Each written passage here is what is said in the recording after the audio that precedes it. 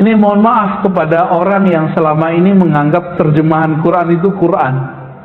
Hei, sadar. Quran itu satu hurufnya bisa dimaknai.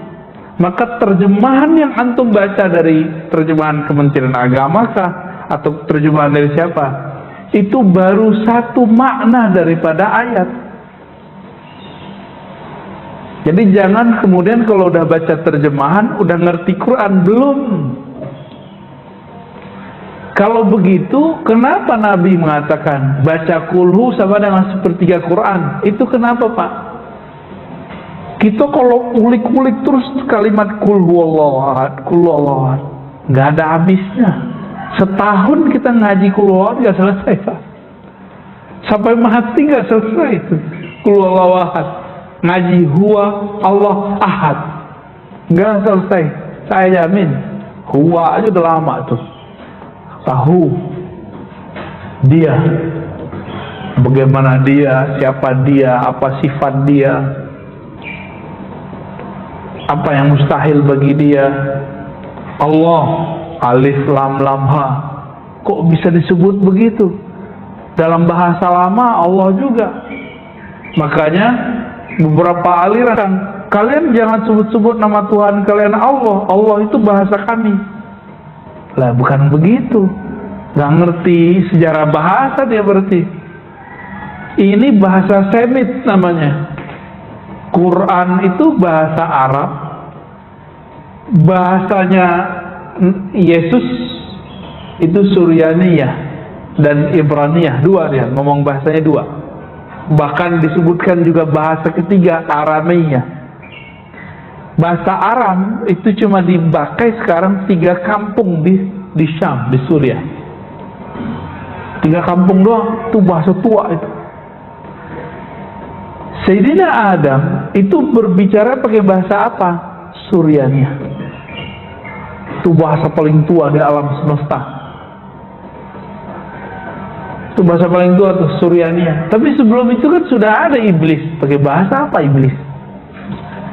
Bingung kan? Ya. Itu mereka nyebut dia Allah, itu Allah, Pak, dari dulu. Tapi dengan dialek yang beda. Elohim. Maka kita kalau doa Allahumma, benar ya? Allahumma bahasa sono, Pak. Bahasa Ibrani, Aramaik, Suri, mereka ngomong begitu. Kalau kita dengar cerita kepergian Yesus, apa kata Yesus? Lima sabaqtani, Nabi Isa. El itu Allah, Allah gitu. Elohim sama, sumbernya sama kok. Jadi nggak usah sok-sok maling merasain nama tuh. Emang namanya begitu. Huwa, Yahweh, sama dia itu. Kalau bahasa kita beliau, pangeran. Orang Sunda nyebut Tuhan pangeran bukan? Gusti Allah, Gusti Allah. Jadi orang nyebut Allah itu gak salah, Pak, sebenarnya dialek dia aja begitu. Di kampung saya nyebut Tuan Allah. Datang saya ke orang Jawa nyebutnya Gusti Allah. Udah sama gak? Huwa, dia. Itu dalam bahasa China, bahasa Prancis itu mirip, pakai D. Kalau kita terjemahkan dia gitu. Apa salah baca, silakan dibenerin sendiri. Itu yang ngerti bahasa Prancis, bahasa Tiongkok ya, bahasa Cina, Mandarin.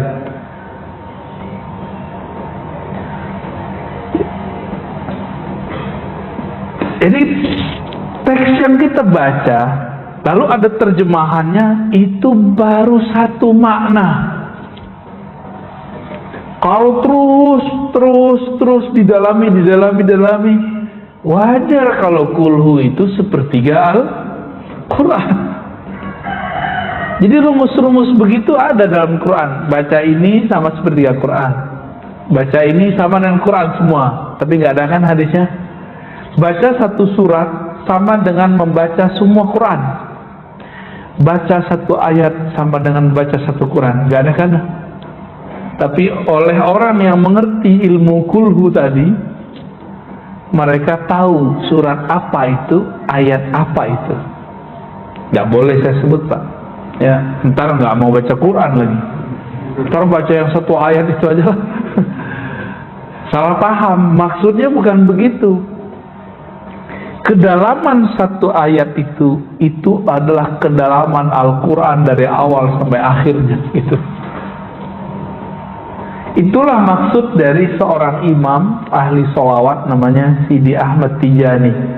Ini sering dinukil, dipelintir oleh kelompok anti sufi. Sidi Ahmad Tijani itu pernah berkalam, sholawat Al-Fatih lebih afdal dari Quran dibaca 6 kali khatam. Dibulilah, disesatkanlah kalam beliau ini. Padahal maksud beliau bukan begitu. Orang kalau baca Quran, hatinya nggak berkoneksi kepada Allah, kepada Quran. Dia baca Quran 6 kali, terus dibandingkan dengan satu sholawat, tapi dia merasakan keagungan yang disolawati. Maka lebih afdal ini 6 kali. Itu maksud beliau begitu. Bukan berarti sholawat Al-Fatih lebih tinggi dari Al-Quran. Itu sholawat Al-Fatih namanya, Pak. Allahumma salli ala sayyidina Muhammadin al-Fatih lima ulika wal khatim lima sabaq nasrul haqqi bil haqqi wal hadi ila siratal mustaqim wa la alihi haqqa qadri miqdaril azim. Itu sholawat ajib. Sholawat itu menyebut Nabi itu Al-Fatih, artinya penakluk. Kalau Al-Fatih yang ini nanti di akhirat semuanya, semua umat, semua nabi itu sedang menunggu syafaat. Akhir nyari Nabi Adam. Nabi Adam bilang, saya nggak bisa bantu kalian, malah karena akulah kalian terusir dari surga. Tawaduknya Nabi Adam.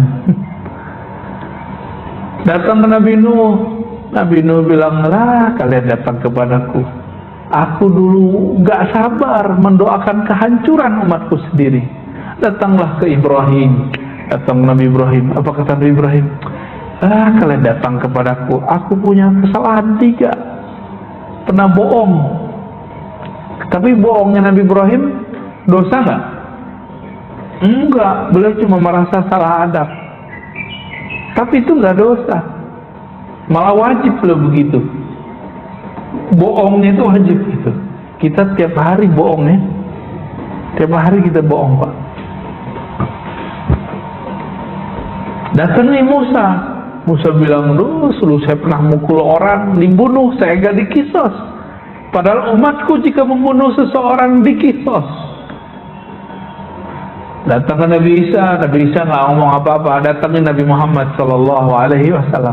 Maka Nabi mengatakan, hatta Ibrahim, dia butuh syafaatku. Akulah Al-Fatih, akulah sang pembuka. Maka sholawat itu kunci syafaat nanti di padang mahsyar. Itu maksud beliau, tapi disalahpahami orang.